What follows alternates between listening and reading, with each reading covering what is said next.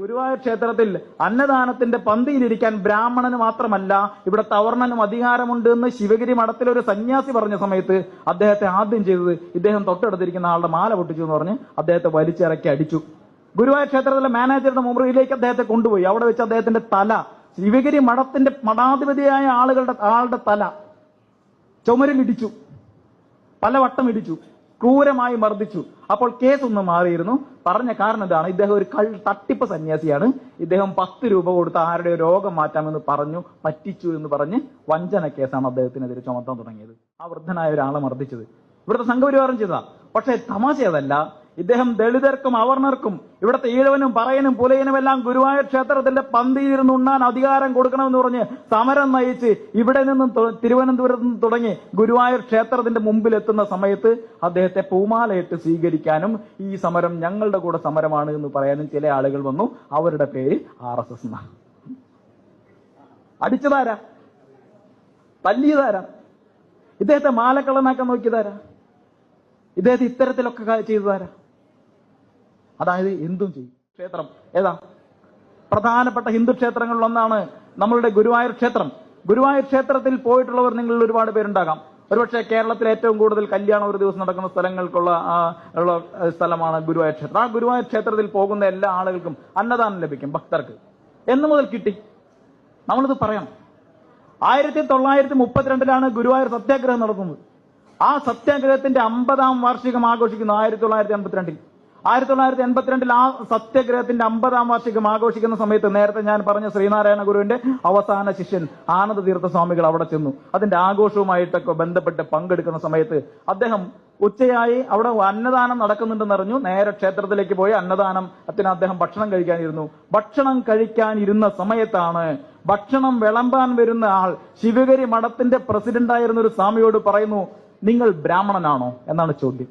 കാരണം അന്ന് 1982 ഈ സ്വതന്ത്ര ഇന്ത്യയിൽ, ഈ കേരളത്തിൽ ഗുരുവായൂർ ക്ഷേത്രത്തിൽ അന്നദാനത്തിന് ഈഴവനിരിക്കാൻ അധികാരമില്ല, പുലയനിരിക്കാൻ അധികാരമില്ല, പറയനിരിക്കാൻ അധികാരമില്ല. കാരണം ഹിന്ദു മതത്തിൽ ഇവരാരും തുല്യ പൗരന്മാരല്ല. ഈഴവനും പറയനും പുലയനും ഒന്നും ബ്രാഹ്മണന് തുല്യമായ പൗരന്മാരല്ല ഹിന്ദു മതത്തിനകത്ത്. 1982 ഗുരുവായൂർ ക്ഷേത്രത്തിനകത്ത് ആനന്ദതീർത്ഥ സ്വാമികളോട് പറഞ്ഞു, താങ്കളുടെ ആ പുതച്ചിരിക്കുന്ന ഉത്തരീയം, സന്യാസിമാർ പുതയ്ക്കുന്ന ആ കാവ്യ വസ്ത്രം ഒന്ന് മാറ്റൂ. കാരണം വസ്ത്രം മാറ്റാൻ പറയുന്നത് ക്ഷേത്രത്തിൽ ഇപ്പോഴും പല ക്ഷേത്രങ്ങളിലും ഒരു നിയമമുണ്ട്. ക്ഷേത്രത്തിനകത്ത് പ്രവേശിക്കുമ്പോൾ പുരുഷന്മാർ എന്ത് ചെയ്യണം? ഷർട്ട് ഇടരുത്. എന്താ ഉദ്ദേശം? ഉദ്ദേശം വളരെ സിമ്പിളാണ്, പൂണൂലുണ്ടോ എന്ന് നോക്കുക എന്നുള്ളതാണ് ഉദ്ദേശം. അപ്പോൾ സ്വാമിയോട് വസ്ത്രം മാറ്റാൻ പറഞ്ഞത് പൂണൂലുണ്ടോ എന്ന് നോക്കാനാ. സ്വാമി വസ്ത്രം മാറ്റിയില്ല. മാറ്റാതിരുന്ന സമയത്ത് അദ്ദേഹത്തെ പിടിച്ചു വലിച്ച് നോക്കി, പൂണൂലില്ല എന്ന് മനസ്സിലാക്കി അദ്ദേഹത്തോട് ഇറങ്ങി വരാൻ പറഞ്ഞു. കാരണം ഇവിടെ പന്തിയിലിരിക്കാനുള്ള അവകാശം ബ്രാഹ്മണർക്ക് മാത്രമാണ്.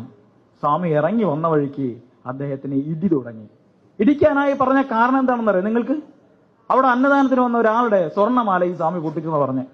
അതായത് ഇതിപ്പോ ഞാനിവിടെ പറയാൻ കാരണം, പൗരത്വ നിയമത്തിനെതിരെ നമ്മളുടെ പാവക്കുളം ക്ഷേത്രത്തിൽ ഒരു സ്ത്രീ അവിടെ നടന്നൊരു സമ്മേളനത്തിൽ കയറി നിങ്ങൾ ചെയ്യുന്നത് തെറ്റാണ് എന്ന് പറഞ്ഞ സമയത്ത് ആ സ്ത്രീയെ ഏതൊക്കെയോ റാക്കറ്റിലെ അംഗങ്ങളാക്കിക്കൊണ്ട് വ്യാജമായ പ്രചരണങ്ങളാണ് പിറ്റേ ദിവസം തുടങ്ങിയത്. അതായത് ഇതും ചരിത്രത്തിൽ ആദ്യമായിട്ട് സംഭവിക്കുന്നല്ല, മറിച്ച് ഗുരുവായൂർ ക്ഷേത്രത്തിൽ അന്നദാനത്തിന്റെ പന്തിയിലിരിക്കാൻ ബ്രാഹ്മണന് മാത്രമല്ല ഇവിടെ തവർണനും അധികാരമുണ്ട് എന്ന് ശിവഗിരി മഠത്തിലൊരു സന്യാസി പറഞ്ഞ സമയത്ത് അദ്ദേഹത്തെ ആദ്യം ചെയ്തത് ഇദ്ദേഹം തൊട്ടടുത്തിരിക്കുന്ന ആളുടെ മാല പൊട്ടിച്ചു എന്ന് പറഞ്ഞ് അദ്ദേഹത്തെ വലിച്ചിറക്കി അടിച്ചു.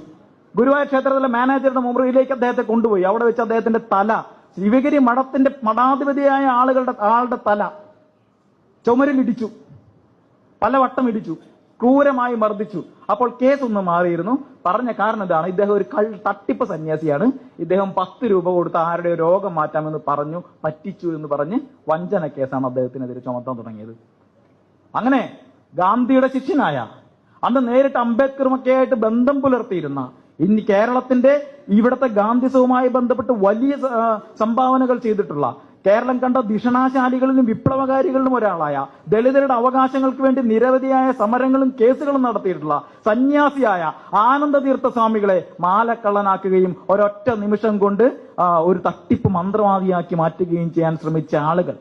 അദ്ദേഹം പറഞ്ഞു, ഞാൻ ഇവിടെ വന്നിട്ടുണ്ടെങ്കിൽ ഇവിടെ എല്ലാവർക്കും ഒരുമിച്ച് ഒരു പന്തിയിലിരുന്ന് ഭക്ഷണം കഴിക്കാനുള്ള അധികാരം കൊടുത്തേ തീരൂ. അദ്ദേഹം സമരം ആരംഭിച്ചത് ഈ തിരുവനന്തപുരത്ത് നിന്നാണ്. നമ്മളുടെ ഈ പറയുന്ന പത്മനാഭസ്വാമി ക്ഷേത്രത്തിന്റെ മുമ്പിൽ നിന്ന് അദ്ദേഹം ഗുരുവായൂരിലേക്ക് സമരം ആരംഭിച്ചു. അതിനു മുമ്പ് ദീർഘകാലമാണ് അദ്ദേഹത്തിന് ചാവക്കാട്ട് ആശുപത്രിയിൽ ചികിത്സയ്ക്ക് കിടക്കേണ്ടി വന്നത്. അതുപോലെയാണ് അവർ അദ്ദേഹത്തെ മർദ്ദിച്ചത്, ആ വൃദ്ധനായ ഒരാളെ മർദ്ദിച്ചത്. ഇവിടുത്തെ സംഘപരിവാരം ചെയ്തതാ. പക്ഷെ തമാശ അതല്ല, ഇദ്ദേഹം ദളിതർക്കും അവർണർക്കും ഇവിടുത്തെ ഈഴവനും പറയനും പുലയനും എല്ലാം ഗുരുവായൂർ ക്ഷേത്രത്തിന്റെ പന്തിയിരുന്ന് ഉണ്ണാൻ അധികാരം കൊടുക്കണമെന്ന് പറഞ്ഞ് സമരം നയിച്ച് ഇവിടെ നിന്നും തിരുവനന്തപുരത്ത് നിന്ന് തുടങ്ങി ഗുരുവായൂർ ക്ഷേത്രത്തിന്റെ മുമ്പിൽ എത്തുന്ന സമയത്ത് അദ്ദേഹത്തെ പൂമാലയിട്ട് സ്വീകരിക്കാനും ഈ സമരം ഞങ്ങളുടെ കൂടെ സമരമാണ് എന്ന് പറയാനും ചില ആളുകൾ വന്നു. അവരുടെ പേര് RSS എന്നാണ്. അടിച്ചതാരാ? തല്ലിയതാരാ? ഇദ്ദേഹത്തെ മാലക്കള്ളനാക്കാൻ നോക്കിയതാരാ? ഇദ്ദേഹത്തെ ഇത്തരത്തിലൊക്കെ ചെയ്തതാരാ? അതായത് എന്തും ചെയ്യും, എന്ത് വേണമെങ്കിലും ചെയ്യും. പറയാനായിട്ട് അങ്ങനെ എന്ത് ചെയ്യാൻ യാതൊരു തരത്തിലുള്ള മടികളൊന്നുമില്ല. ഇങ്ങനെ വരുന്ന സമയത്താണ് നമ്മൾ പൗരത്വത്തിനെ ഇത്